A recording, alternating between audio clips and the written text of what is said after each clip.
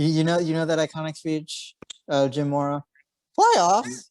Talk about playoffs. Oh, yeah, we can do that. I think that's fun. Let's change it up a few. Let's change it up a little. Oh yeah, well we already did. Welcome to another episode of the Two Fans Podcast. We're leaving that in. I'm your co-host Joshua Ament, And I'm your other co-host, Ari Jesselson. and yeah, today we're talking about playoffs. So I wanted to mix it up. I know the intro gets a little old. Add something new there. But yeah, today we're talking about playoffs. Yeah, particularly we're going to talk about the NHL playoffs as well as the NHL point system, as we both think there's a lot wrong with what they do. Yeah, no, I wanna start this. I want to start this sort of because we're going to be going into a lot of different leagues and the systems that they have in terms of playoffs, in terms of how many teams, how they're formatted, how much divisions matter, how much home field advantage matters, all that. But I just want to start so we can get on the same page and go a little philosophical here, but just sort of getting into what are playoffs? Why do we like them? Why are they so necessary to end a season? Well, if you want my definition, the playoffs is kind of the final stretch before the championship game. It's when the best of the best of that year compete for a shot to play or to win the trophy or the Super Bowl, whatever World Series championship of that league. They're important because it's the end of the road. It's where you do or die, especially for football. It's a one sport thing, but also in basketball, we get some great moments. In other sports, won multiple series. So it's kind of like those do or die moments for sport teams. It's the edge of the road, and there's always that great underdog story we hear. But that's just for me. No, yeah, I sort of have a similar perception of that. I think, of course, like we have most of like the regular season that lets us know what the best teams are, and really the playoffs is kind of, I guess, celebrating slash rewarding those teams by letting them compete for the championship. So I think, and sort of setting that definition of playoffs sort of gets at least gets me to sort of understand like what makes a playoff system good and what makes it bad. I think what I really like, what I really like seeing uh, as far as like the number of teams is that there's a dividing line between uh there are the good team. You can really like sort of break it down into, I'd say, about like five sort of tiers of teams in whatever, at least sort of 32 team league that you see nowadays. As far as you have the basement dwellers, the forgettable, the pretty average, the Bears, good team. Bears. Excuse me. Oh yeah, I will we'll get to that. The average, the good teams, and then the best of the best. And I feel like those last two, the good and the great, those are the ones that I feel like need to be in the playoffs year in and year out. And of course, 2 out of 5 don't need to be a math major to know. I'd say about 40% of teams making the playoffs is generally a good idea. A good idea. What say you? Yeah, I think that I'm definitely going to talk about this later in the episode, but I think that the playoffs should be for the best teams that year. I don't think it's one of those things where, oh, more than like, as I don't want to spoil a lot for what I say later, but I think it's the best of the best for the year. I don't think there should be a lot of margin for how many teams should compete because not all those teams played good that year. Yeah, no, absolutely. I will, like, I think we're sort of on the same page there as far as teams that don't deserve to make the playoffs that have made it. Um, I feel like, yeah, like not just that playoffs should have the good teams and the great teams, but I feel like that they do need to do something sort of to incentivize the great teams for sort of playing consistently well throughout the season. Of course, there are a lot of different ways that happens. I think two of the biggest and sort of most consistent are the sort of inverse seeding you have with the brackets, where the top seed plays the lower seed. And that sort of, I mean, it makes sense on paper. I feel like it a lot of times will depend on the circumstance as to how much that matters. Like some years, maybe like the bottom three seeds are all basically around the same place, so it really doesn't matter too much unless you get the one or the two seed.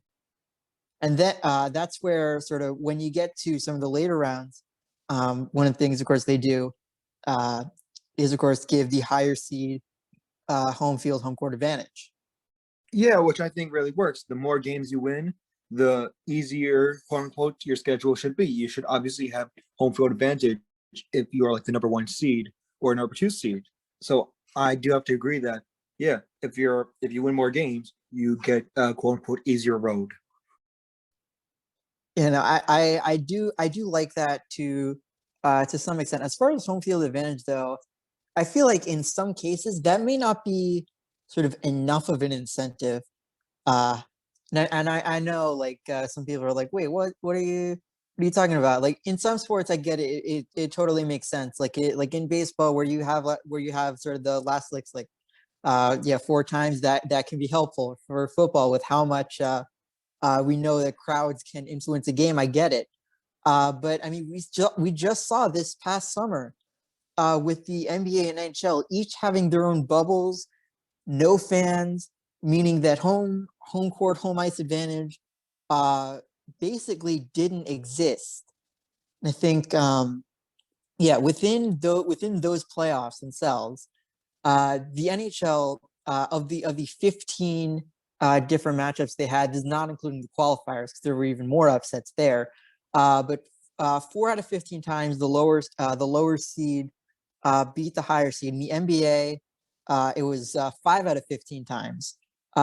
Going back for the past 4 years, from 2016 to 2019, the NHL had 19 of its 60 different playoff matchups be upsets, which is about the same rate as it was in the bubble. NBA was a little bit less, with 12 out of 60, although I should also note that, of course, there's a lot more parity in 2020, where the past 4 years is basically just been the Warriors dominating everyone else. Yeah, and fans again, no, not every fans are going to be like the Seahawks fans who have their own number, which is also retired. Not all fans are passionate about the sport, even during the playoffs. And as we've seen with the bubble, and as we've seen now, where stadiums are either not opening to fans or have limited capacity, home field advantage doesn't mean that much anymore at this day and age. Yeah, and of course that this was not entirely the case a couple of years ago, and hopefully it won't be the case next year. But I think when we do talk about home field, that, like, yes, it is nice to have, but it's also, I feel like, not as important, at least in basketball and hockey, because, of course, like uh talk about the other sports all you want. Like, we know how much like crowd noise, especially in the NFL, can be a factor. But it's far from universal.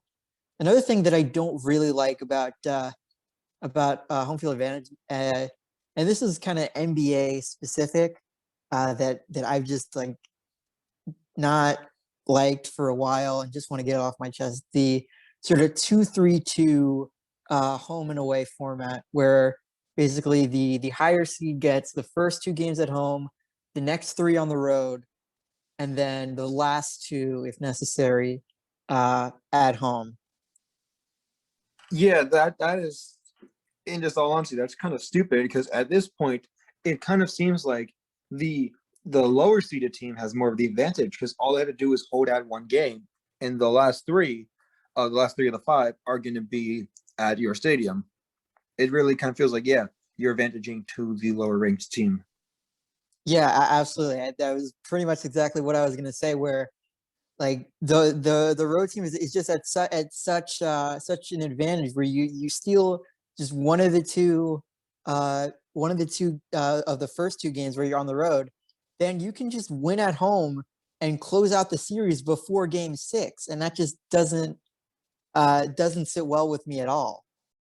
Yeah, like again, I said, you're giving a bigger advantage to the lower ranked team. Yeah, and I will say that I do understand like why they do it as opposed to the sort of 2-2-1-1-1 for travel reasons. But if you're gonna give a team sort of three straight uh, home games, then just make it a 3-3-1 format where where the top seed gets the first three at home, the next three on the road, and then if you need a game seven, have it back there for that game seven. Yeah, exactly. I feel like that'd be a way better thing. It makes it clearer, and like again, you're giving the bigger advantage to the team who's lower ranked. Yeah, I will say though, that I think sort of the best thing that can be done, and I will say it should be done sparingly, but that when implemented really works well, is giving the top seeds buys, and that it just seems like such a good idea to me. Like just like we've seen it like how it's been implemented, and just the idea that hey, you know what, you do well enough in the regular season not just to make the playoffs but to be so much better than all the other teams, to solidify yourselves as like the top tier, that we're gonna let you automatically advance in the playoffs. I feel like that is about like as fitting a reward, because it's you make the playoffs and then you win now and you go further into the playoffs. Like it just makes like total sense. Yeah, exactly. And I did bring this up in the beginning that you're the best of the best. You deserve to have that reward. If you played hard and you're one of the best teams, either especially the number one and maybe a number two ranked team in the league, then yeah, you deserve that bye. You worked hard for it, you played hard for it, and you're the best of that year. So you obviously deserve it. Yeah, and if you couldn't tell where I'm going with this, by my saying 40%, by me talking about how it makes sense for the top tier teams to have buys. That yes, if you couldn't tell, most leagues nowadays 30 teams. What's 40% of 30? 12. So yes, my sort of ideal sort of playoff structure to make sense in terms of teams, and in terms of buys, is that sort of the 12 team structure. I guess you could say six per conference, whatever, top two teams get buys. And I think you saw when it was in effect with the NFL that it worked pretty well. That there was enough of a margin between sort of the top two teams in each conference, and then the rest of the playoff teams. And then I would say the difference between the six and seven seed was generally enough that it was the right cutoff. I have different opinions on kind of the team, mainly the amount of teams in the playoffs. But for the NFL, you could tell at a margin difference of who's a higher team and who's a lower team. And again, having a one game showdown really improves that better because, listen, you have one game, it's do or die, you know? Yeah. I'm sorry, I zoned out because someone's making a few moments later. We could keep that in. Yeah, no, he left. No, I'm so sorry. What were you saying? that's all good. If I could go a little tangent about the amount of teams for a minute. Oh yeah, go ahead. Okay, so I think, at least in modern sports, it's like a little league. I know how most little leagues, mine never did, how everyone gets a participation trophy. Yeah, I believe that's how modern sports playoffs are now. The NHL is having a 24 team playoff system. There are 31 teams in the NHL. That means 77% of teams are in the playoffs. Where is the margin? That is way too much. That is way too many teams to make it in. What's the difference between a team who worked their ass off, and excuse me for French if you consider that French, but for a team who worked so hard, who had that deep push, and then you have this bottom barrel, lowest of the lowest, probably even below 500, and they're in the same playoffs and they can play against each other. It really doesn't make sense. In the MLB this year, two teams were below 500 who made the playoffs. Those being the Milwaukee Brewers and the Houston Asterisks. How come teams who are below 500 can make a playoffs where it's a battle for the best team of the year That has never made sense to me. And I guess you can make the argument for the NBA and for the NBA too, for to have 16 teams in the playoffs. But I'm not going to go into that because I feel like it's all right because there's a big margin for what makes a good team and what makes a bad team in that sport at least. And for the NFL, 7 teams, you really complicated a lot of your system. Now the number 2 team doesn't have a bye, even though they worked hard, even though the difference between a number 1 and 2 team seed could be 1 game. It doesn't make sense. And now they want to make 8 teams to make it even. So no one gets a bye anymore. 50% of a division makes the playoffs. Like where's the cutoff? What happened to the competition? What happened to the teams who had to win out schedules to make it in? I remember back when Ryan Fitzpatrick was on his first year with the Jets, and I had Jets fans saying, "Oh, they need to win this many games. They need to win. They need to win out, and they had a co-competition." But now, no, they can just scrape by. You don't need to win those games. You don't need to worry about it. It's not the competition. I feel like you're giving it to everyone to have it a bigger event. And while playoffs are entertaining, the playoffs, I try to do my best impression there, shouldn't be a luxury. It's a luxury for sport teams. You should work hard. If you're a good team with a good record, you get in the playoffs. But there are teams ahead of you. Don't give a team who's 9-7. I could go to divisions also how they're stupid. But if a team is 9-7, if a team is 7-8, why should they be in the playoffs with teams who are 10-6, 9-7, 11-5? You know, I think that it's just there's just too many teams in the playoffs, and while it does give good ratings, and a lot of people do watch the games, it doesn't feel like there are many good teams to be in a playoff anymore.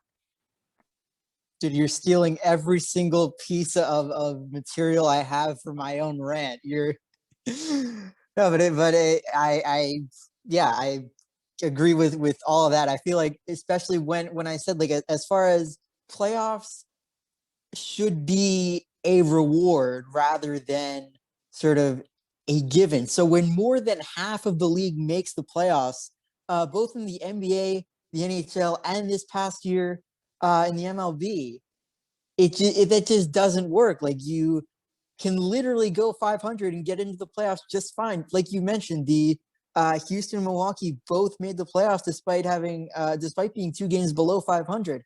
In the NBA, 3 teams making the playoffs in 2020 were below 500.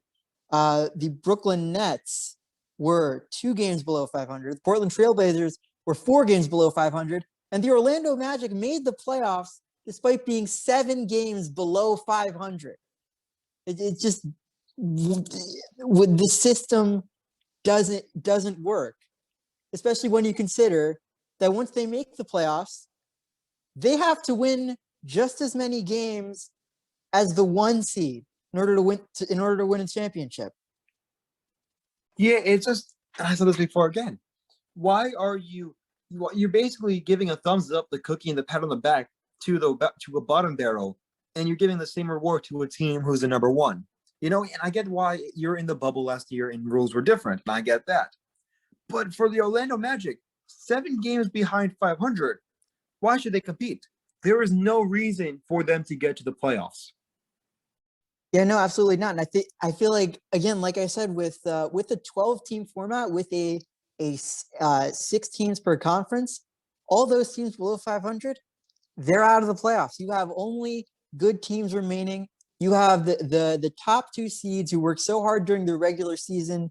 You know, it kind of got a little bit cut off at the end because of the bubble, and then you have the seeding games and all that. But at least rewarding them in some capacity, and not saying, oh yeah, you have to win just as much as a team 7 games below 500. They could have gone on a 6-game win streak to end the season and still would have been below 500.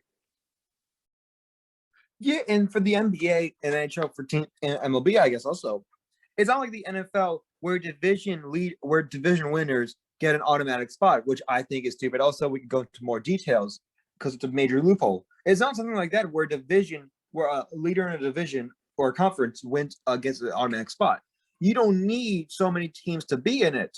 You can just cut it off and have a 12-team system. It would still be fun. And that just shows you have the best of the best.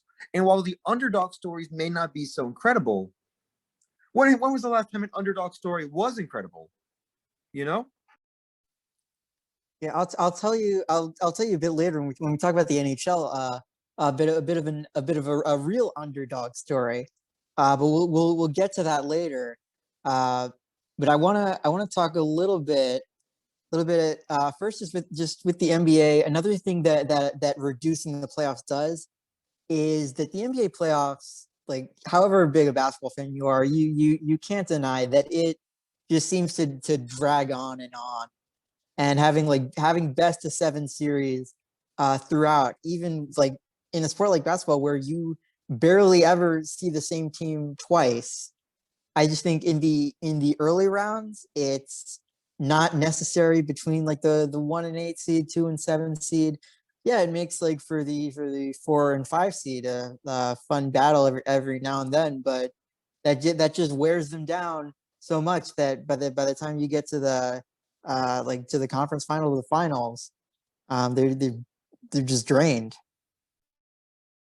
Yeah, and the reason they're trained also, just to add on that, is because they're playing bottom barrel teams, teams that shouldn't even be there in the first place. Why are you taking the energy away of these from these players just to play basically an exhibit game, as it feels like for a lot of us? Because the fans already know, oh, the number one team seed is going to be the number 8. We all knew the Bucks were going to beat the Magic last year. Everyone knew that from a mile away.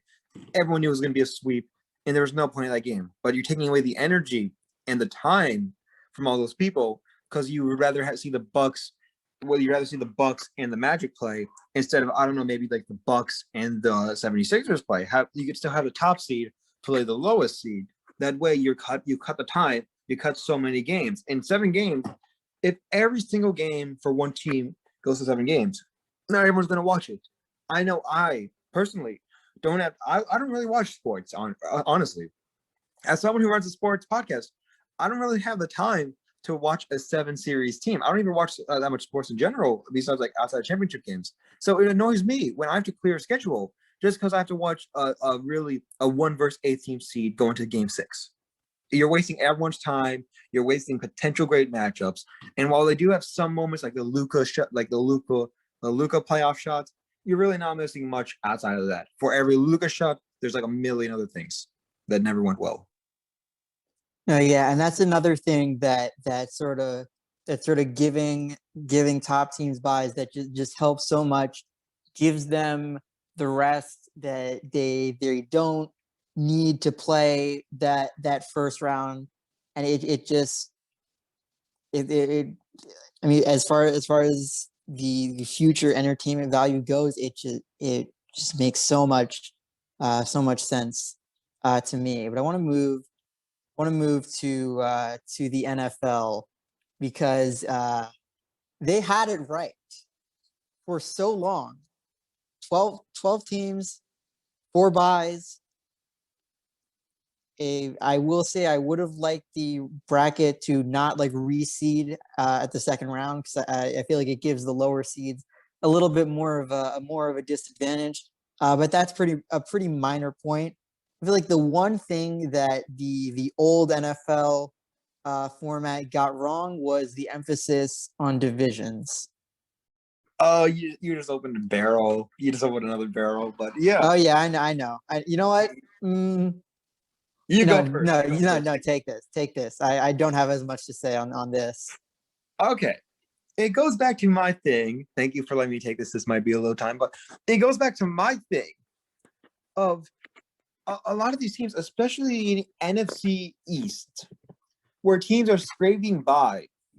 Why do they deserve to be in a spot in the playoffs when there are teams 10 times better than them who are missing out on a chance? Let me give an example. Last year, the NFC East, the best team was the football team with a 7-9 record. The third to worst team was the Cardinals, who were 8-8. They still have one more win. Why does a division team need to take that much time in order to get in the playoffs? There are teams who have better records than them who don't make it because there's a wild card spot that other teams are fighting for. Meanwhile, a division like the AFC East, who I love the football. I used to like the football team. I love Alex Smith. Chase Young was fun to watch. They were a great up-and-coming team. Riverboat Ron. But still, nothing on that team, nothing in that division really worked on paper. And I don't think I'm saying anything wrong about saying that. a big thing is also if you go, I get why you have divisions, but just going to the AFC instead of the NFC East, I'm going to go to the AFC. Okay, the Dolphins were 10-6. They didn't make the playoffs. The Raiders were 8-8. They didn't make the playoffs. The Chargers with the same record as them were 7-9. Same with the Patriots. Same with the Vikings, and they didn't make the playoffs. And the Cardinals, I said 8-8. So why do teams who are 500 or above don't make the playoffs, but a team who's below 500 does? And I get why you want divisions to have it, but my thing is, if a division isn't above five, if a division winner, or isn't a conference winner, isn't above 500, why should they make the playoffs? You know, they didn't deserve it. If a team's below, if they're 500 below, why should a conference winner make the playoffs? They don't deserve it. And some of these teams in that conference, there was talks that the football team can make the playoffs, or they could have a top 10 NFL draft pick that year. Why? Dude, I need to get like my like a tinfoil hat ready because you're literally reading my mind. Like you're literally saying like everything that I would have said. Like of course you have like we know that the football team is the exception and not the rule with this year's NFC East being particularly bad, but it's not like it hasn't happened before. I mean the Seahawks, I believe in around like 2010, I want to say, or 2009, so somewhere around that time period. Also won the NFC West at 7-9. And I feel like it's just such an easy fix, like to implement a rule saying that if a division winner isn't at least 500, then they forfeit their right to the 4 seed. Yeah, and that was the 2010 season. Just want to correct you. But also, a crazy thing is, the Giants were 10-6 that year. So the Giants miss a spot because they are sorry. So the Giants miss a spot in the playoffs, who are 10-6 because of 7-9 team won a division. It just doesn't make sense. Yeah, now you're in a situation where there are 14 teams, 7 per conference, and it just doesn't work. Not for the 7 seed, not for the 2 seed, only for more games and more ratings. As far exactly. Sorry, I was want to cut you off. No, let me rant. No, I gave you no. your It's about no. Before we jump topic, 2019 season, the Seahawks were 11-5. They didn't make the playoffs because the Eagles were 9-7. That's it. Yeah, you could go on your rant. 2000. When was this? 2019. 2019. The Seahawks definitely made the playoffs. No, they didn't. I'm checking right now. I think you have something wrong. Yeah, I think I do. Because the Eagles were a wild card that year. The Cowboys won the division. Oh, this is 2019. Oh. Yeah, 2019. No, the Seahawks still made the playoffs. Let me check. I can't imagine they did. Yes, I did. Yeah, my facts were wrong. My bad. All right, glad we're catching that now. Yeah, I disrupted your rant for no reason. I'm sorry. Now I need to get back in my ranty mindset. What was I saying? With 14 teams, it doesn't work for the 7 seed because the 7 seed doesn't deserve to make the playoffs. Case in point, I know like you want to point to the AFC, the Indianapolis Colts. This was an anomaly of a year for the AFC where you have 8 teams with 10 wins or more. That does not usually happen. The past 2 years, both years, 2018, 2019, the Steelers would have been the 7 seed. They really didn't deserve to make the playoffs either year for different reasons. But still, even this year, look no further than the Chicago Bears.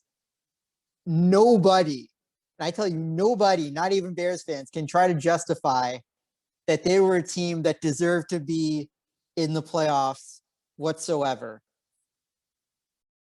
And that's coming from a Bears fan.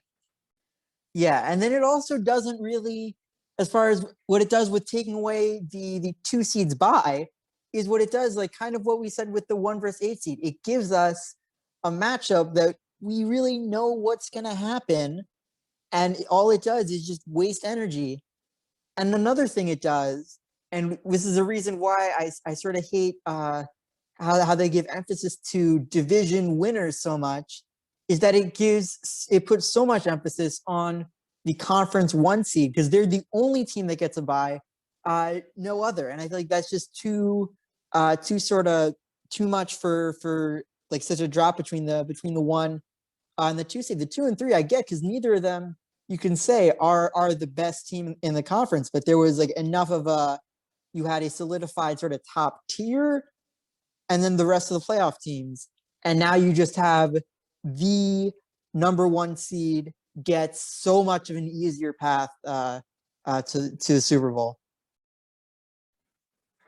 Yeah, I have to agree with you on everything you said because it just doesn't make sense, you know? Yeah, no, the only thing that it does is it gives us 2 more games of football on Wild Card Weekend, which was already good football. So was it really that necessary? Not at all.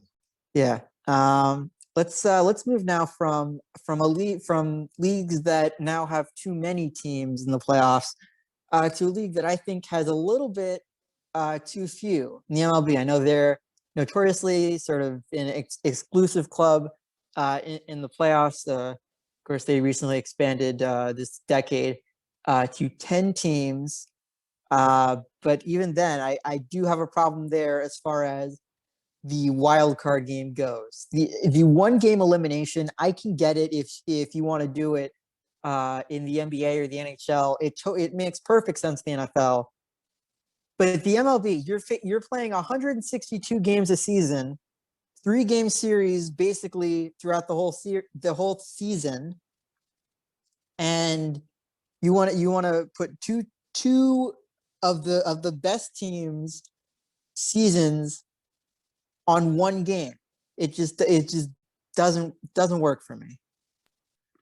Yeah, and especially for one single game on a sport that has so many games in a season.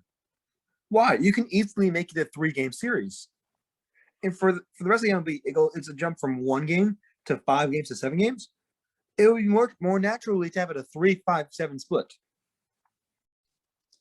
Yeah, absolutely. I think one thing what they could do also is just add the 6th seed. Like I said, like I know I'm leaning so heavily into this 12-team format, but like when you have the 14 teams like the NFL, you get teams in that don't deserve it. When you have like with what the MLB has with 10 teams, you get sometimes teams with 90 wins. It's 18 games above 500 that don't make the playoffs. In 2019, Cleveland missed the playoffs. They had 90 wins. In 2018, the Rays missed the playoffs. They had 90 wins. Teams also with a similar win percentage this year, the Yankees and the Blue Jays, and it was a little bit worse. But had they stuck with the 10-team format, they each wouldn't have made the playoffs in 2020. And just going back to the 2020 playoffs, 16 teams. And again, 2 of those teams were below 500. For the MLB, you're either having too little teams in the playoffs or too many teams. Yeah, I know they absolutely. As far as like, I understand what they were doing as far as the shortened season, getting more teams the opportunity. But it just seems to me like they leaned way too hard in the other direction as far as it goes. I think again, like as far as the 12 teams, like you have a system that you're going to add in another round, but you had the wild card round this year. I feel like, especially though, also in baseball, because there are talks about like 154 game season. I feel like a good compromise sort of there could be you have less games in the regular season and more in the playoffs, where that first round where you have the 3 and 6 seed, 4 and 5 seed playing, you have those be best of 5 series, and then from the DS onward is best of 7. Because if there's one sport where best of seven makes the most amount of sense, it's the one where you play the same team a bunch of times in a row in baseball. Yeah, exactly. Like I don't know. I feel like from other sports, the MLB has the most flaws, and I don't even want to go to say that it's Rob's fault and him being just kind of a bad commissioner. But there is a lot that baseball is doing wrong compared to the playoffs and regular season things, especially for teams who play like 3 game stretches, and then they go to another team, they have a 3 game stretch, and then another team with 3 days in a row. Like I don't know, it just seems like too much. You can easily again shorten down the regular season and advance to the playoffs. Yeah, definitely. Again, like there has been sort of on and off talk about the league, or at least the players wanting to cut down the regular season uh, a little bit too. I think 154 is sort of their target. And I feel like making up some of those games in the playoffs would be a great compromise, as well as giving sort of that 60 the extra good team that is still there a chance in the playoffs. Yeah, and you're playing down a regular season where most fans only watch playoffs because the playoffs are entertaining. This is the final showdown. That's what people want to see more of. Cut down the regular season, advance the playoffs. You get more. You just get more of everything. Players will have fun. You get more ratings. You get more viewers. More fans tune into that. I don't see why they don't do that. All right, so I know now we can finally get to. I know, Ari, you kind of teased it at the beginning, and we've sort of put it off for a while, but we can finally talk about the NHL. I want to start first as far as the system of playoff bracket that they have. I feel like you said with their bubble, with the sort of 24 team playoff, that was a little much to say the least. Where you had teams like like Montreal, like the Hawks, who really just, I mean, it didn't feel like they deserved to be there, even though they each won their qualifying series. But at least there was some sort of level of sort of a break between sort of the 5 through 12 seeds and the 1 through 4. So that at least was able to appreciate to some extent. I get why they did it, especially with the bubble, but it just seems like too much teams, too many. And I kind of liked how they had the 1 through 4, they got a bye, and then the other teams will compete for a spot. I genuinely did like that. It kept entertaining. It was kind of a final showdown. So instead of having, oh, we need to win out the series, and these 2 teams need to lose out, and this team needs to lose 1 game, you're kind of having this showdown of teams fighting for a spot, and it was interesting, despite it being too many teams. Yeah. All right. I also wanna, because of course it's not their general playoff format. It's much more sort of division centric, kind of like with its All-Star game. Shameless plug is shameless. Go check out our All-Star game episode. But where was I with the NHL division centric playoffs? Where 3 teams in each division basically guarantee make the playoffs. 2 in each conference get the wild card. If it were up to me, I would have it a little bit less division centric. Maybe sort of the top 2 in each division clinch, have 4 wild cards. But it really, I don't think, would make too much of a difference in the grand scheme of things. Yeah, it really wouldn't be that big of an issue if they did make that change. So I do have to agree with you on that. Yeah, of course. I mean, when it comes to the NHL as a whole, because we can talk about sort of teams above and below 500 for baseball, for football, for basketball. The NHL isn't that simple because their point system, uh, it I have a problem with it. Yes, and I also have a problem with it, but I kind of did all the ranting, so I took your ideas also. So how's about you start with the rant? Yeah, okay. So basically, if you don't know the NHL's point system, it seems pretty simple. 2 points for a win, 1 point for an overtime loss. That's how you do the standings. and everything.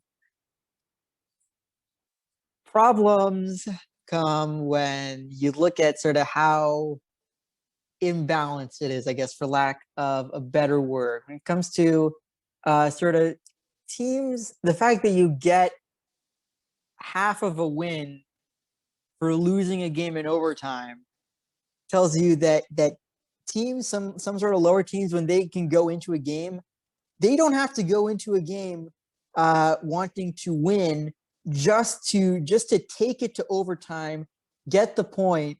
I mean, we do that one more time, and it's as good as a win and a loss, which it really, I mean, which shouldn't sit well with any competitive person. You look at us alluding to other sort of coach rants. You play to win the game. And as far as, well, I can understand sort of the idea that the NHL used to have ties and the overtime loss is kind of like having like consolation for that.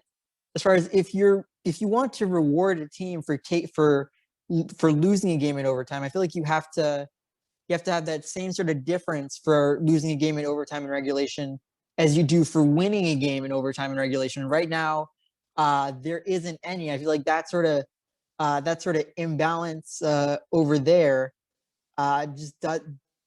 it just doesn't sort of like it's not a concrete like system that or I guess concrete or cohesive. I don't know. Words are escaping me. Yeah, and just going back, why does a losing team get a half a win point? And I guess I get, okay, you went to overtime, you forced that, but still, you're really pushing the idea of, oh, the team should rather go to overtime, because if they go to overtime, oh, at least I get a point. But if I lose in regular time, oh, I get nothing. And I get, okay, you hold the other team off to a standstill. I get that. But why are you rewarding the losing side? You know? Yeah, and I feel like I can understand sort of the idea that also that overtime itself, sort of the 3-on-3 for 5 minutes and then into a shootout, it doesn't play like the normal rest of the hockey game. But even then, I feel like there should be more of a difference between a regulation win and an overtime loss, because there isn't any, and there are a couple ideas that I sort of took with standings from the three most recent seasons, of course, including the 2020 season, not including this season because that of course changes every single day, and also the 2011 and 2012 season. You might ask, why is that? Because the Stanley Cup champions that season ended up being the Los Angeles Kings, a team that won 40 of its 82 games. If you can't do math, it's below 500. Oh God. Okay, please keep going. I'm sorry. Yeah, so there are a couple of sort of ideas you can have to sort of fix this system, make it sort of more version one way or the other. One thing is just a very simple win-loss record. And if that were to be the case in 2012, the Kings would have been the 10th seed in the West. I know it was a slightly different playoff format back then, but it was pretty much what the NBA was, so we pretty much covered it and all that. In 2018, the Blues, just by win-loss record, would have beaten out the Avalanche for a wild card spot in the Central Division. The past couple of years, it would only affect seeding, but you can see the major change there as far as if you simplify it, then your Stanley Cup champions aren't there. Yeah, I don't like the point system in the NHL. I think teams below 500 shouldn't compete in the playoff spot. And I think a lot of that goes to the point system because, again, you get rewarded for an overtime loss. That still doesn't make sense to me. And I'm sorry to cut it off a little bit to kind of share the conversation, but if you want to keep the point system for overtime losses, do what the Continental Hockey League's doing, where a regular win you get 3 points, in overtime win you get 2 points, in overtime loss you get 1 point. So at least a regular This win was supposed to be my rant. Okay, you go, but that's it. You literally, I mean, I was gonna hold off on sort of, because I know, like, of course, like what the KHL does and what some people do hope for the NHL, including myself, is sort of realistically to switch to sort of that 3-2-1 format, where every game is gonna have 3 points at stake. If you win in regulation, you get 3. You win in overtime, you get 2. You lose in overtime, you get 1. It also makes sort of the whole amount of points like consistent, that there aren't a varying number depending on the season, is another sort of minor issue I had with it. And that also puts regulation and overtime wins at just as much of a difference at regulation and overtime losses. If that were to be implemented, actually in 2012, the Kings would have remained the 8th seed. In 2018, the Florida Panthers would have beaten out the not just the Devils, but the Blue Jackets would have fallen out of a wild card spot there. And in 2020, the Edmonton Oilers were the 5th seed in the West. They would have overtaken Dallas as the 4th seed, play in that sort of round robin there, not be eliminated by a 12 seed in the playoffs. Also, as far as 12 seeds go in the East, it wouldn't have gone to Montreal. It would have gone to either Buffalo or New Jersey, depending on tiebreakers there. I'm just trying to watch my words because I keep stealing a lot of your stuff. But yeah, again, point system, it's just flawed. It doesn't make sense. There's a lot of, and also for the average fan who wants to tune to an NHL game, who looks at the standings, they're just gonna be met with confusion. You know, if you show someone the NHL point system, they're gonna have a lot of questions. It still doesn't make sense to me, even, and I've been following hockey for at least like 5 years now. No, yeah, I feel like, I mean, though, of course, like I've followed a little bit longer. Like it's sort of like easy to understand once you get the hang of it, but it is definitely sort of confusing, especially when you compare it with just sort of win-loss. Now you have win losses and overtime losses, but if only 2 of those really matter, as far as losses, just missed opportunities. But I digress. One sort of other idea, of course, like I said, the NHL, of course, a while ago, used to have ties, and was sort of thinking, well, what if you have like just sort of a win-loss record, but anytime a game goes to overtime, it's just 1 point, regardless. And if that were to happen, I'll say it's actually pretty similar to the 3-2-1 format, where the Florida Panthers still earn a wild card spot. The Blue Jackets still fall out of that wild card spot in 2018. In 2019, actually, the Montreal Canadiens take the last wild card spot again over the Blue Jackets. So, Blue Jackets fans, thank your lucky stars for the current flawed point system. In 2020, also, the Sabres take the 12 seed over the Canadiens, and the Oilers also are the 4 seed over the Dallas Stars. Yeah, and there it goes. A point system really screwing up what could be, or what a playoff thing could be.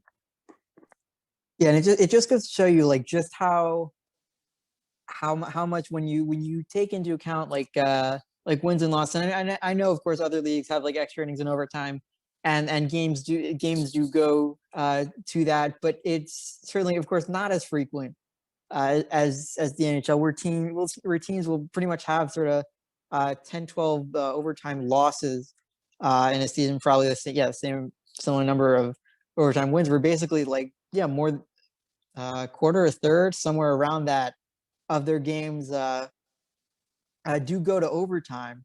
So it does skew things a little bit more, especially when overtime isn't played like the rest of the first 3 periods.